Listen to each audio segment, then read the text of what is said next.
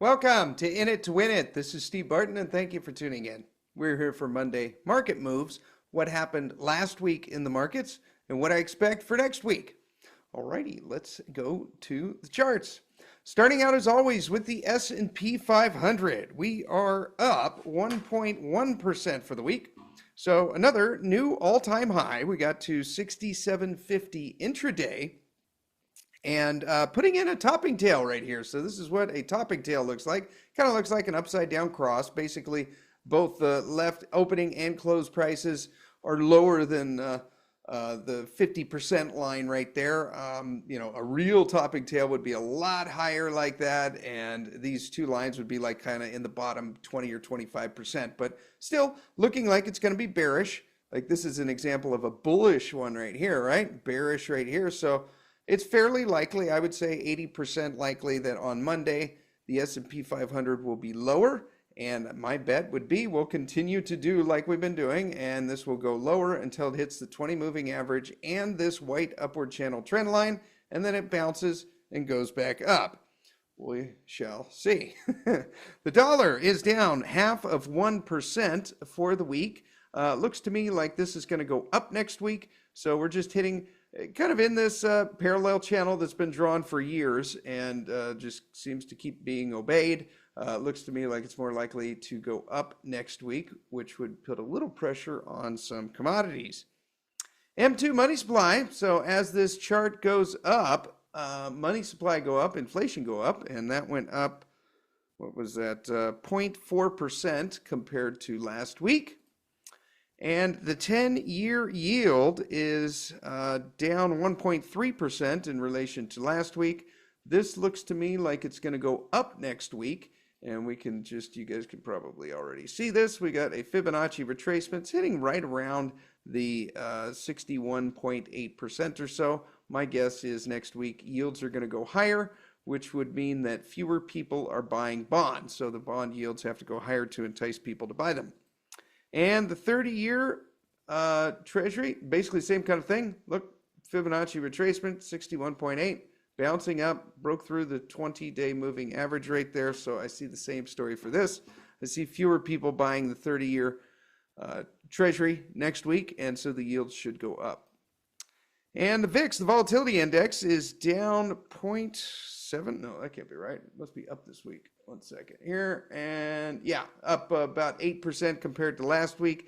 But it still looks pretty flat right here. We don't have anything, glaring out here. This was from the Liberation Day sell-off. And so fear rose in right there. But the market has no fear, right? You ever seen that show, Fear Factor, where they dump somebody in a pool of snakes or put their head in a terrarium with a bunch of tarantulas? That's not the market right now. The market is sitting on the couch eating bonbons, getting fat, and watching SoapNet. Okay, gold is up again, up 2.6% for the week. So up above this parallel channel right here, the upper rail of it. So we've got this parallel channel right here. Gold is up above that rail right now, so this is now acting as support, and it looks to me like it's probably going to go up a little bit more next week. We'll see if this upper rail gets tested or not.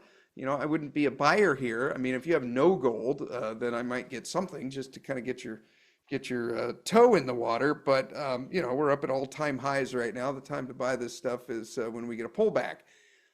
This looks to me like the major level of support right here for when we have a pullback in gold after it breaks through this upward rail. I think it's likely that we'll get back down to around 3,500. There is a lot of support right there. Remember, this was a bull flag, just bullish consolidation that it put in for, what is that, from probably 4 or 5 months, and then it finally broke through. So I'd be looking at that as kind of like a really good entry point. Maybe we'll get lucky and it'll get further down than that and we'll hit the 200-day moving average. But as for right now, it's pretty stretched. Contango is winning, so the futures price is higher than the spot price of gold. So looks like probably going to go up again next week. We're up exactly $99 since last week, almost 100 on the dot. And gold divided by the S&P 500. So as the chart goes up here, that means gold is outperforming the S&P 500. And as the chart goes down, it's basically the opposite. The S&P 500 is outperforming gold. So we drew this bull flag last week, and I think the week before, and we've basically broken out of that, and I think we've just about hit our targets. It might have a tiny bit to go here. Let me put myself on the spot, and we'll go right around there. Actually, I'll bring that up just a tiny bit right there, and then we'll go to the breakout. Yeah, so we got a little bit more to go, maybe up as high as like 0.6 or so to the S&P 500. So the way you read this is you basically say that it takes 1 ounce of gold to buy 0.582 shares of the S&P 500. Okay, so but if we go back here historically, there's been moments where you can trade 1 ounce of gold for 1.5 shares of the S&P 500, or 1 to 1 or 2 to 1. It can get pretty crazy. So that's essentially what we're betting on. And PHYS, my goodness, what a run we had here. This is Sprott's Physical Gold Trust. So this is a way that you can just buy gold on the stock market with a mouse click, and you're buying into physical bullion. So if you're new to the show, this is what we do. We put the red, yellow, and green lines. And the green line, think of that as like your best buy line. And then this is pretty good price. And this is okay. It's not bad, but it's not the best entry point, but it'll get you started. And these percentages, 15, 35, and 50%, is, let's say this PHYS fund came down and hit $28, and you wanted to put, we'll say $10,000 into this fund, then you would buy $1,500 right there. And then if it came down and it got down to $26.40, then you would put $3,500 in. And then if it got down to what we call the back up the truck moment, right, down to this green line, then you put in 50% of your bet right here, which would be $5,000 for your final bet. So that's the way I look at these. You don't have to follow these percentages exactly. This is just kind of what I'm throwing out there. But these are levels. If I had no position in this, these are the levels that I would be patient and watch for. And I think about 10 or 15% of the time it'll hit this green line. But if it doesn't, time goes on and we get new patterns, and these lines move all the time, and you basically have an idea in your head of what percentage you want your portfolio to be in this. And let's say that number is 2%, and for you that number was $10,000, then you could play it like that. And it may take you 6 months or so to establish a position, but at least you get in at the best price points possible. All right, and GDX is up 3.2% for the week. So it took some profits. Anytime you see a down red arrow like that, that is profit taking, and green up arrows are entry points. And so any of these green arrows are entry points, red arrows are exit points. I actually, premium subscribers, if you didn't watch the Thursday update video, I kind of outlined why you may see some red arrows down where, like, why is he selling there? Anyways, it's explained in the Thursday video, so if you missed that, go ahead and click it. I'm out now of GDX, and I also did the same thing with GDXJ, up 3.7% for the week. So this one's also stretched. I'm also out now of GDXJ. On these, I see a little bit of negative divergence here. So I'm going to go back to GDX, and we can see the RSI here is 83, and then we go over here, and it gets like 81, and then over where we are right now is 78. So as the RSI is getting lower, the price is going higher. Usually, this predicts that the price is going to start moving down. So we'll see. We'll see if volume is slowly kind of dying out, although we had this anomaly on Thursday. It looks to me like this is probably the last week that we got one little bump here in some of these gold miners, especially GDX and GDXJ.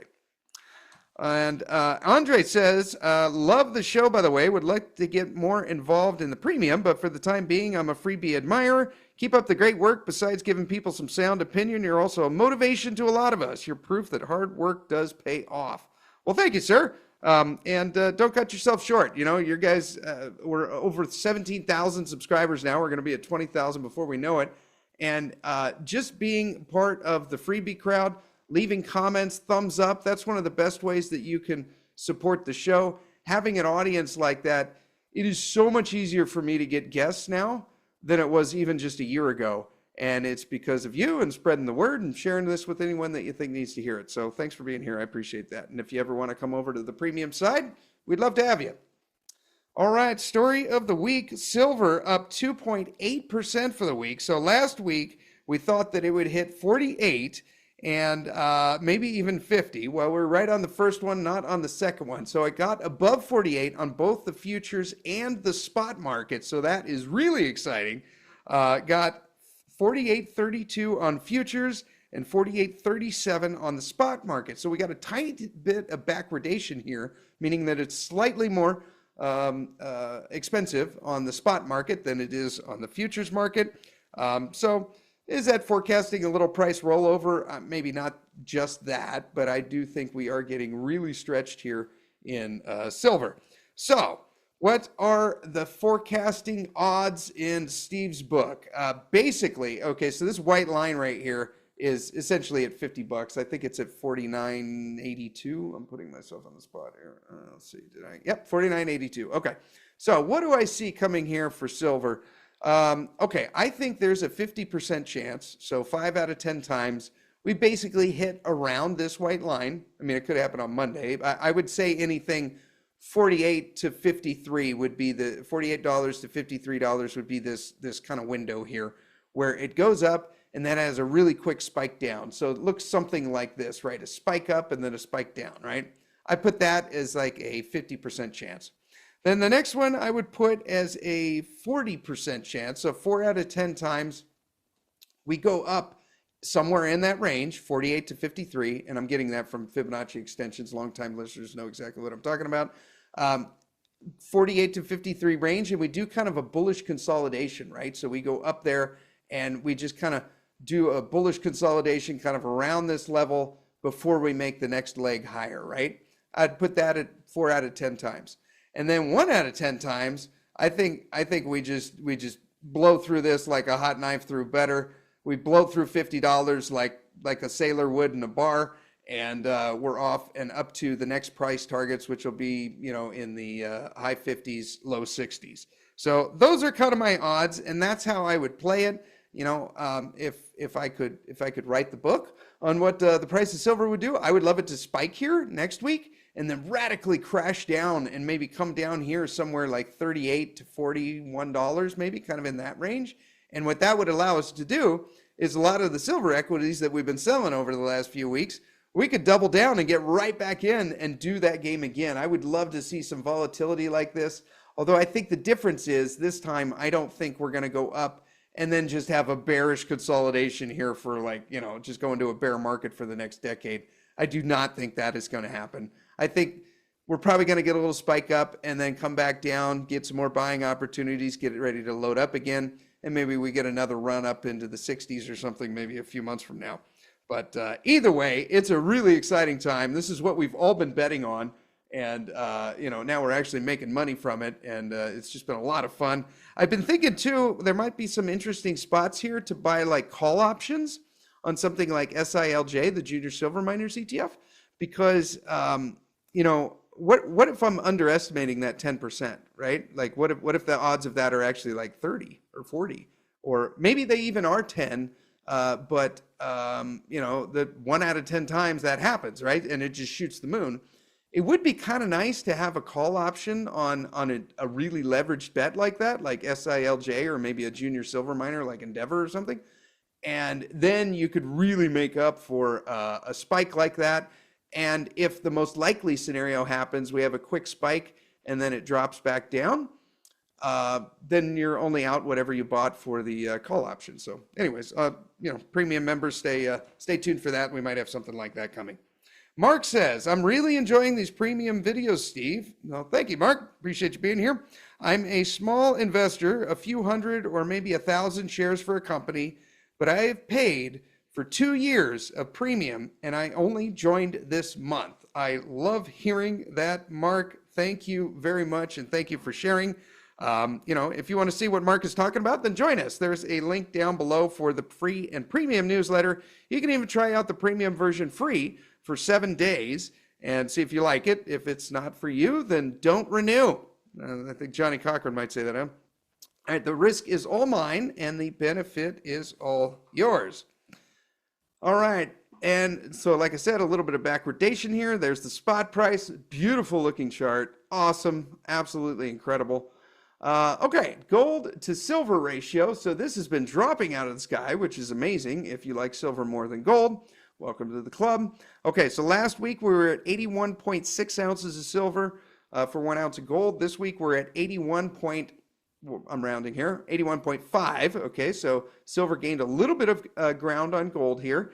And it looks like, see, we've got a little double bottom right here, but it broke through to the downside. Bearish looking bar on Friday. Looks like silver is going to outperform gold again next week. So the next little support that I see for this is around 79, which could get pretty exciting. If we get to, like, let's say gold stays at 3,900 and does nothing next week, and this ratio goes down to 78 to 1, somewhere around right there. If this bar gets down to there, that's $50 silver right there. So we'd be tapping on all-time highs. Pretty exciting.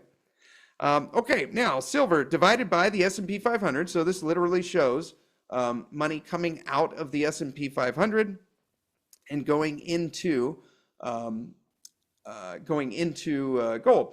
I'm sorry, going into silver. No, wait, what am I?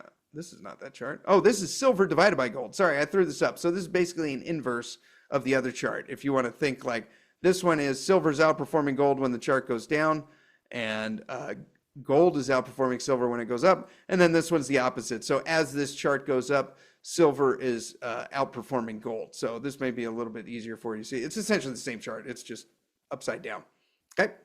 All right. Now this is the one we're talking about. Silver divided by the S&P 500. Silver outperformed the S&P 500 by 1.7% for the week. So we've got a bull flag right here that we drew last week. Upside target. Okay, so we just take that by taking the pole right here and extend it right up. Everyone that's done the TA course knows exactly what we're doing right here. And we achieve that target. So this bull flag is essentially played out right here. We can get rid of that, and we can get rid of that. And then now what? Yeah, I don't really see any patterns after that. That does not really look, I mean, might be some bullish consolidation here, kind of like a bull flag, but see how it's kind of like widening there? I don't really like that. But, you know, I went back and looked at this line right here, 0.008, and that's kind of the next upside target where you've got some resistance. And basically all I'm doing is I'm just taking that ratio and lining it out, and that seems to be where the next line of resistance is. And so what that means is with 1 ounce of silver right now, you could buy, what is that, 0.7% of the S&P 500. So not very much. We got a long way to go. All right, and PSLV, so this is physical silver on the stock market. I moved some of these lines up, so pay attention to that. You'll notice that some of the red, yellow, and green lines have moved up from listeners from last week. Now look at this, just increasing volume here. So people are just buying more and more silver, so this is great. I mean, just lots of shares being traded here. I mean, if we go back to like kind of when we're in the infancy here and when we're, you know, buying some of this stuff, we might have a few million shares traded every day. Look at the volume just on Friday, 115 million shares. Okay, very exciting. Pretty cool. Pretty cool. Pretty cool. SIL up 1.4% for the week. So looks great here. You know, if you guys want to take some profits here, certainly wouldn't shake a stick at that. Yeah. Okay. Topping tail right here on Wednesday, right? Pretty bullish looking bar there, but it never, not a bullish engulfing. So it didn't engulf the topping tail. And then now it's a little bit lower, closed a little bit lower. Kind of looking like it's rolling over. Kind of looking like it's rolling over. If you're impatient, you know, you can put a limit order in. If you don't have any yet, it's 62.50, then 55, then 47.50 would be your stink bid. All right, and SILJ up 2.6% for the week. So took some profits week before last. You know, I mean, when you're starting to get RSIs like this, let me go out to the monthly here just so you guys can see this. I mean, like an RSI of 76 on the monthly, pretty expensive. Pretty expensive. Remember, silver doesn't have to go up anymore. When silver was back here at 18 bucks an ounce, and the miners were pulling it out of the ground, and their all-in sustaining cost on average was 19 an ounce, the silver price had to go up. When we're up here at $48 and their average all-in sustaining cost is like 33, the price of silver does not have to go up anymore. So enjoy this moment and make sure you remember to pay yourself. All right, next week in the pipeline, we have Doomberg. Doomberg's coming on the show. He's our energy expert. Then we have Brian London. We'll be going out to the New Orleans Investment Conference next month, November 2nd through 5th. Hope to see you guys there. And then we're having Steve Penny of Silver Chartist. So we haven't had him on the show in a while. Look really forward to getting his opinion on what's going on in the metals. All right, and copper, paging Dr. Copper, we are up 7.1% for the week. So this is looking fantastic for copper investors. Brought this one up last week. Freeport-McMoRan had a terrible mining accident. Looks like someone forecasted here with this topping tail and then just dropped out of the sky the next day, just dropped all the way down. I think it was like a 20% drop or something. Let's see, from the close to there, yeah, over 20% drop. We've since recovered this week, up about 11%. Yeah, 11%.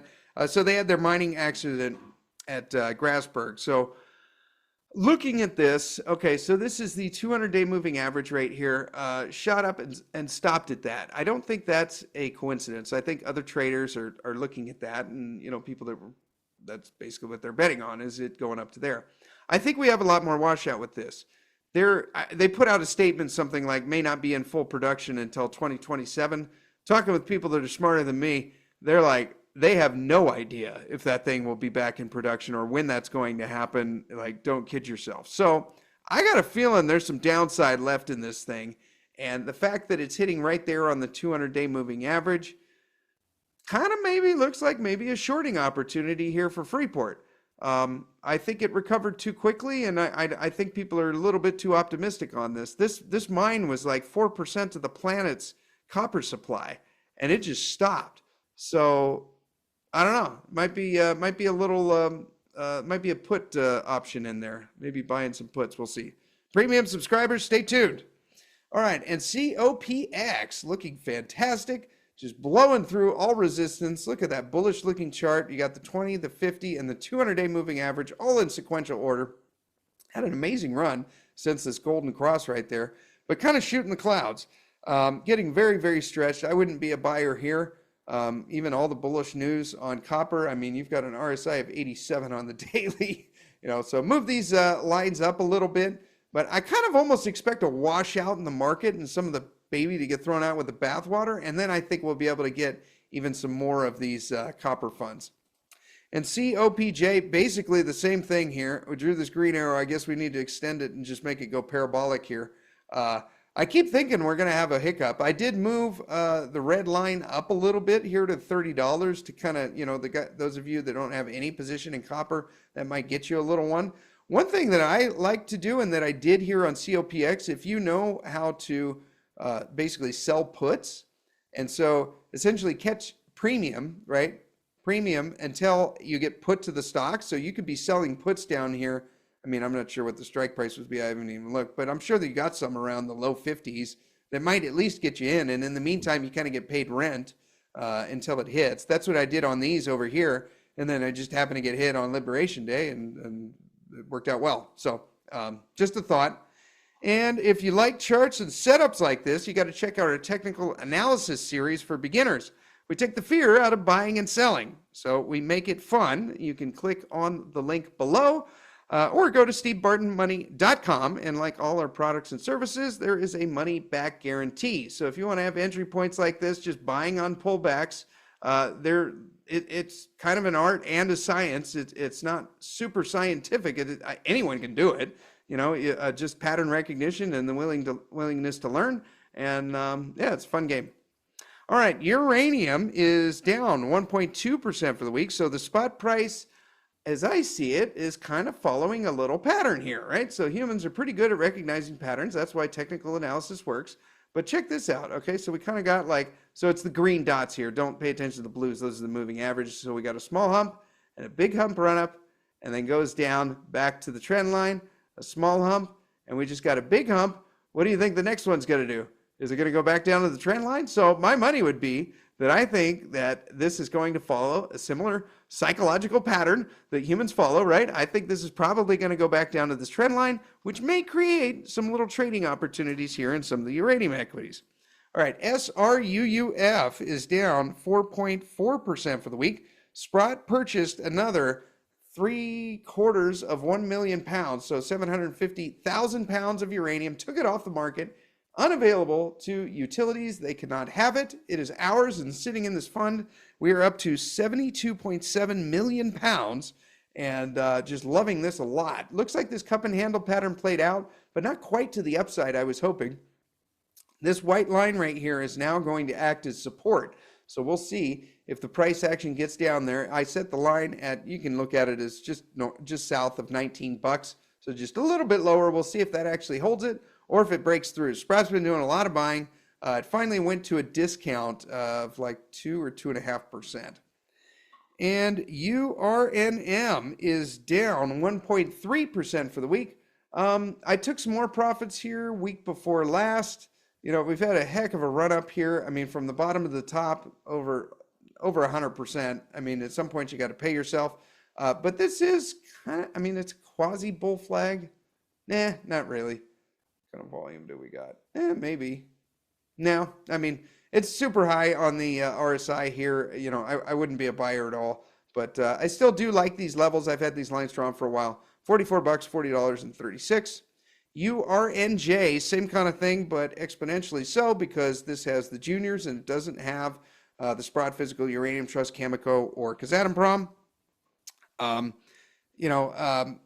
Just to be clear, I don't see any buys on these. You know, I think this is a good time to be selling. I sold the rest of my URNJ, so I'm out of that, and I'm only into single equities now and URNM.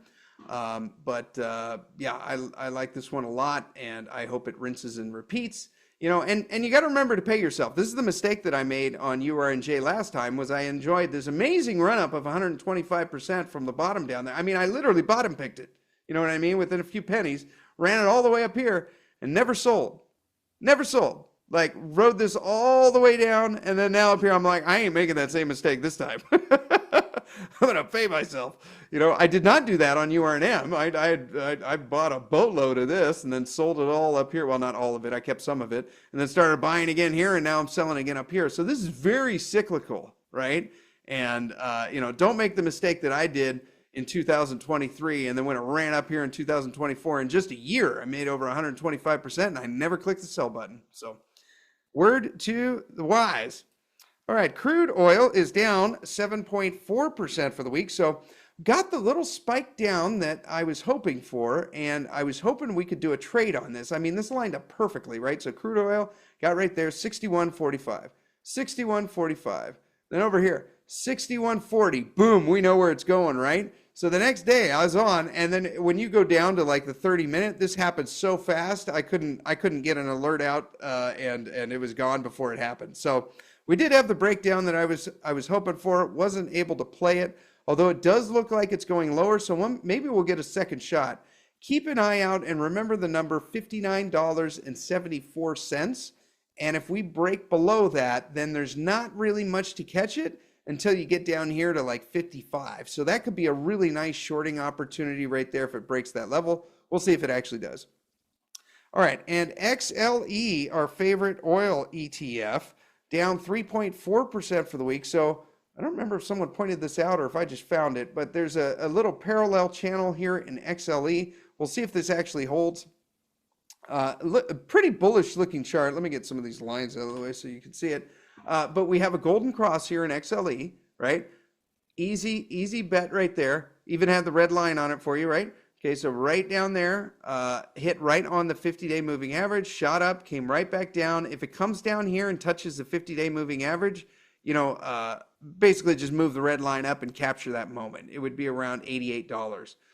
But it looks like it's going lower. If crude oil goes lower, this should be a slam dunk, and I like that as an entry point.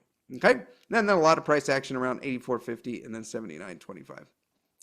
All right, and natural gas is up 3.7% for the week, so had a nice gap up week before last on Friday, and then just came right up and put in a topping tail right there on the 200-day moving average. So shot right up and then came right back down. I do see on this one, let's see, is there any like real pattern that I see? Oh, that's kind of interesting. Okay. Yeah, we did have a bit of, no, I think I'm just drawing lines. No, I don't really see. I mean, it looks to me like this is going down next week. See, when you get a topping tail like that and then another bar like that, like I'd say 75, 80% of the time on Monday, this is down. So that's what I would be betting on. And FCG is down 2.5% for the week. So we missed this limit order by 2 cents. That was a little frustrating. So it came up. And I think, if you wanted to, if you've been waiting on an entry point in this and then you missed this one by 2 cents because I put 22.75 instead of 22.80, then I think around here is fine. You're hitting all three moving averages, the 20, the 50, and the 200. If you want a piece of this, I think that's okay. I also think if you're patient, it's probably coming down because natural gas is coming down. And JJ Boy in the comments last week said energy is the next mover. And that started a run of comments and that creates a bunch of ideas for everyone. So that was always a vision of mine, is when I do these videos and with the Substack, is that, I just kind of put stuff out there and then you guys run with it. And that's where I get a lot of the ideas for the show, and for the companies and stuff. So thank you for that. One of them was Auntie says, let's see, Gareth said 121 on, oh yeah, I saw this video. Okay. So he's talking about here, so this is the United States Gasoline Fund, okay? So I think they're basically buying like futures on gasoline or something. He says, breaking bullish pennant, 2 years coiling, options or stock. Okay, so basically what he's saying here is like if we zoom out here, this is going back to, what is that, the early 2000s or something? Get this out of the way so I can see it. 2008. Okay, so around the dot-com bubble, right? Okay, now this pattern that you see right here is pretty cool. It's kind of like a bull flag. Okay, so but instead of being like a flag like that, right? It's more, they call it a pennant. So it's kind of shaped like that, almost like a I don't know, like a windsock you see on an airport or something, right? And so this is the pole, right, going up. And then you got a pennant. And basically the way these work is it's kind of like a ping pong ball bouncing in between these two lines. And then eventually when it breaks out one way or the other, it usually breaks out violently. And this is a bullish pennant because the pole is going up instead of going down. If it made a pattern like that, then it would be a bearish pennant. But since it's going the other way, we can measure this just like we did the bull flag. So you can take from the bottom here up to the top and then project it to wherever the breakout is. Now this is a pretty long pole. I don't know that I would feel comfortable doing a pole like that. I might actually take it from down here. You could even take it from right here. I think that would probably be the more conservative one. Because see if we zoom in here, see how we have a pretty good correction coming right back down there.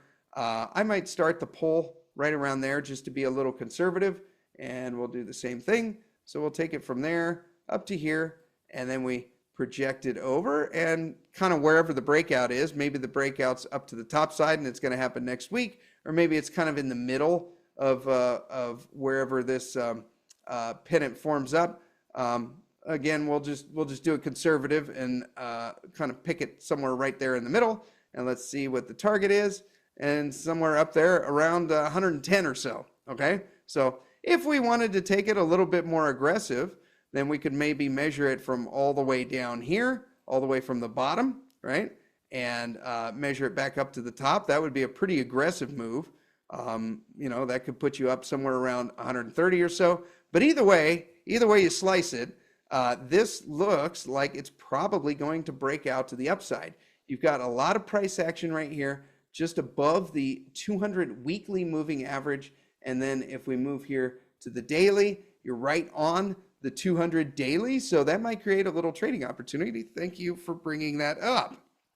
If you like this and ideas like this, make sure you sign up for the free newsletter. It's just you and me and my best ideas for the week. I'm not going to blow up your email with some spam or anything, or sell your email to some marketing company. You can find all that in the link down below, or go to stevebartonmoney.com. And thermal coal is down 0.7% for the week. So I see the floor here is around $100. The ceiling is around 120 or so up here. We're kind of in the middle of the range at 108. And met coal is up 1.9% for the week. So I see the floor down here is around 175.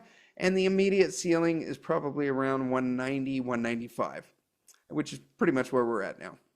All right, and our favorite coal ETF, because it's the only one that exists, is up 4.9% for the week. So premium subscribers sitting on nice profits from only a month ago. We're up about 16% right there since a month ago. And this was a technical analysis entry.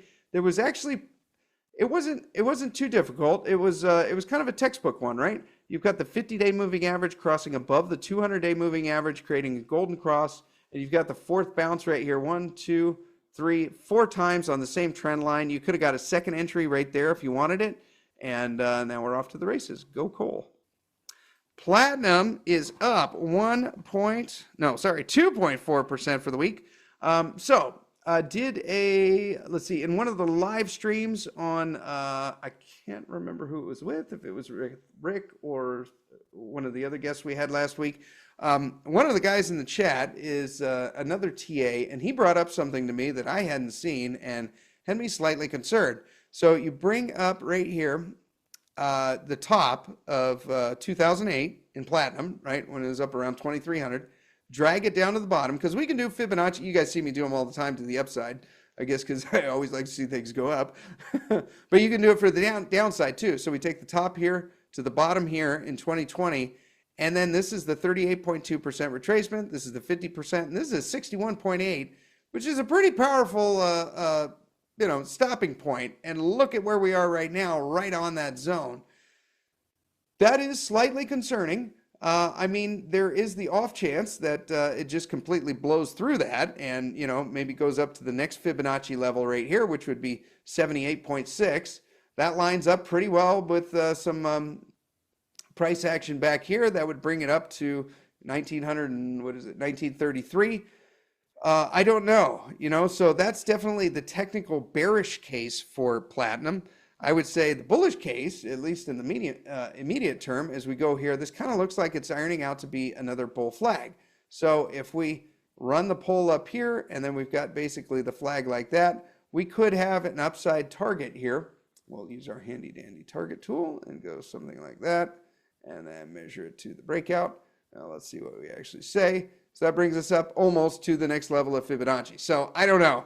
I'm holding platinum, have since platinum was $950 an ounce. I'm not selling any, but be aware we could have a pullback if he's right on this Fibonacci extension. I apologize, sir. I cannot remember your name, but thank you for pointing that out.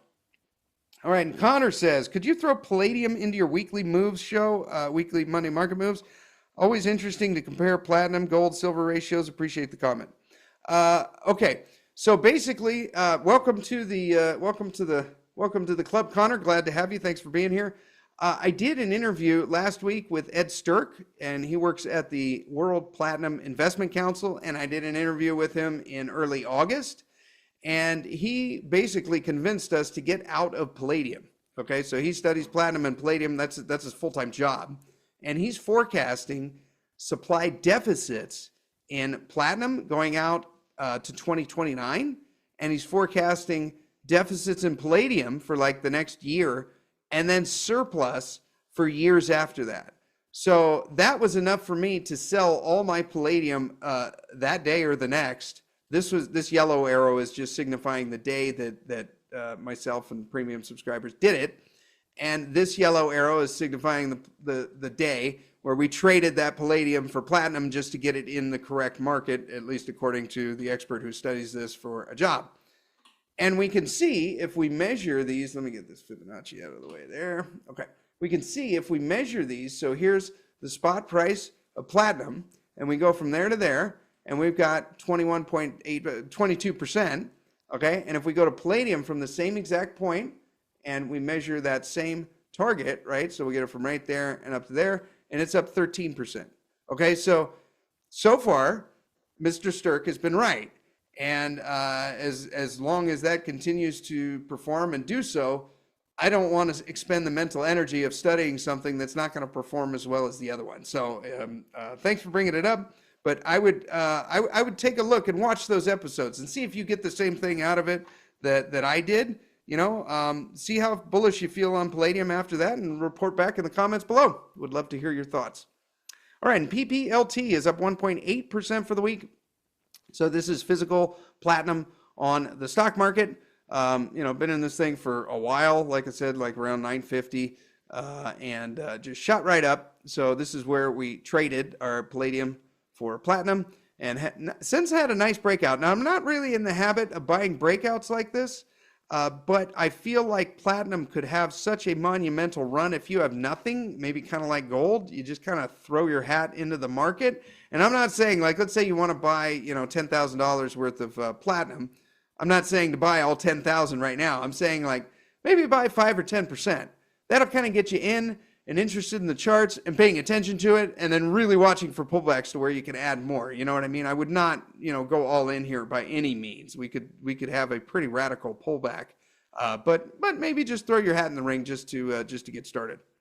All right, platinum divided by gold is historically cheap, very, very low on the charts here. This is platinum divided by gold. The lower it is, the cheaper platinum is in relation to gold. Same thing on silver. Historically cheap. This is going back to 1986, and we can see it's basically never been this cheap in relation to silver. So, yeah, I think platinum could have an amazing run. I really do. Okay, and the Bloomberg Commodities Index is, what is it? It is up 0.2% for the week. So we got some resistance, a little bit above where we are. Basically, this white line. I'm just tracking these, back to 2023 about 2 years ago, and it just seems to have a hard time getting through that 107.50 level. Looks to me like it's probably going to go, well, yeah, I don't know. You got a topping tail right there. Probably down next week.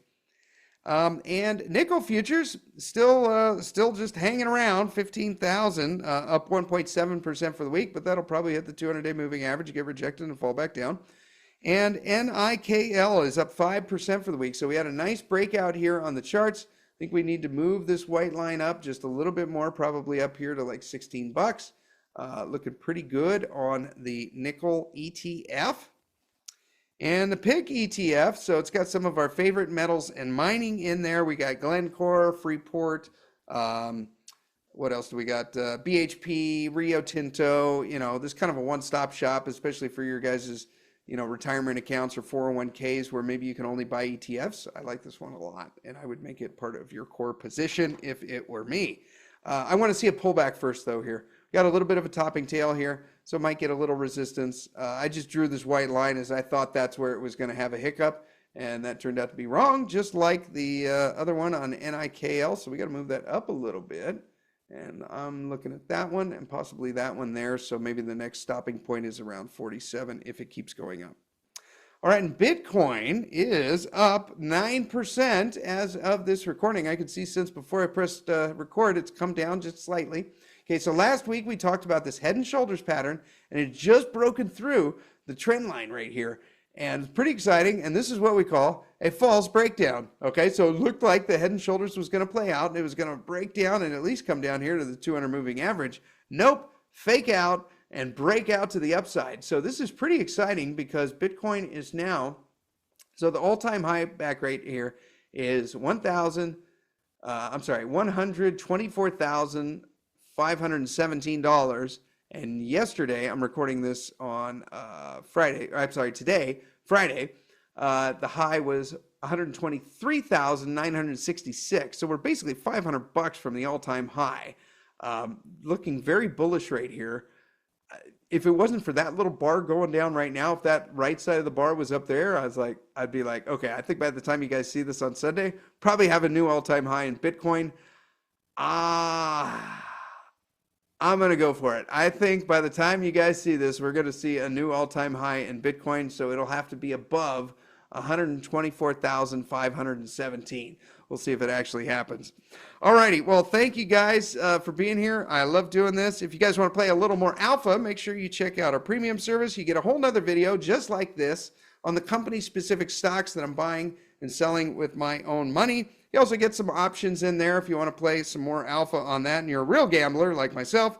So remember, when you sign up, you are grandfathered in at that price. Thank you guys for being here. Go to stevebartonmoney.com for more and have a wonderful day.